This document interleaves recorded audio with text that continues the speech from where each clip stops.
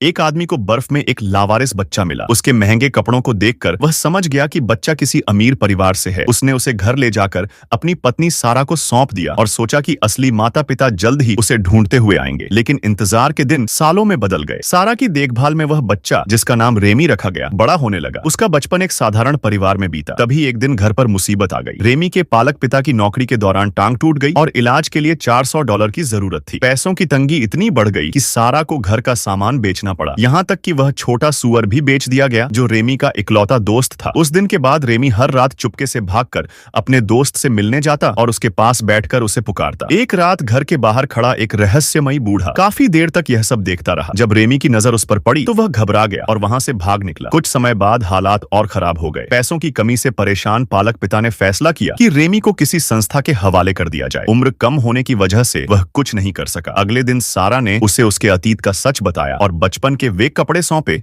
जो उसके साथ मिले थे। उसने भरोसा दिलाया कि वह सरकार से मदद मांगने की कोशिश करेगी। लेकिन रास्ते में रेमी को महसूस हुआ कि कुछ गड़बड़ है। उसे पता चला कि असल योजना उसे बेचने की थी। वह छूट कर भागा लेकिन जल्द ही पकड़ लिया गया। तभी वही रहस्यमयी बूढ़ा वहां पहुंचा। उसने खुद को एक घूमने वाला स्ट्रीट परफॉर्मर बताया और थोड़े पैसों के बदले रेमी को अपने साथ ले जाने की पेशकश की। सौदा मंजूर हो गया। जब रेमी को ले जाया जा रहा था उसने पीछे मुड़कर सारा को पुकारा, लेकिन वह कुछ नहीं कर सकी और बस उसे दूर जाते हुए देखती रह गई। उसी पल से रेमी की जिंदगी पूरी तरह बदल गई। सड़कों पर रहते हुए बूढ़े ने अपनी बची हुई रकम से उसके लिए नए कपड़े और जूते खरीदे। इसके बाद दोनों को गुजारा करने के लिए सड़क पर प्रदर्शन करके कमाना पड़ा। धीरे धीरे बूढ़े ने स्वीकार किया कि वह रेमी की गायकी से बेहद प्रभावित हुआ था। उसे लगता था कि इतनी दुर्लभ प्रतिभा जीवन में बहुत कम देखने को मिलती है। लेकिन पहली ही प्रस्तुति के दौरान रेमी घबरा गया और वहां से भाग निकला। उसे लगता था कि वह गाने के लायक नहीं है। बाद में एक पुराने अखबार से उसे पता चला कि यह बूढ़ा कभी एक बेहद सम्मानित संगीतकार और विद्वान हुआ करता था, जिसने दुनिया से दूर रहना चुन लिया था। बूढ़े ने उसे एक ही बात समझाई, अगर आगे बढ़ना है तो सबसे पहले खुद पर विश्वास करना सीखो। इसके बाद उसने रेमी को पढ़ना लिखना सिखाया, संगीत की ट्रेनिंग दी और आत्मविश्वास बढ़ाया। 3 महीने बाद रेमी ने अपनी जिंदगी की पहली चिट्ठी लिखी और सारा को बताया कि वह सुरक्षित है। आखिरकार उसने अपने सबसे बड़े डर का सामना किया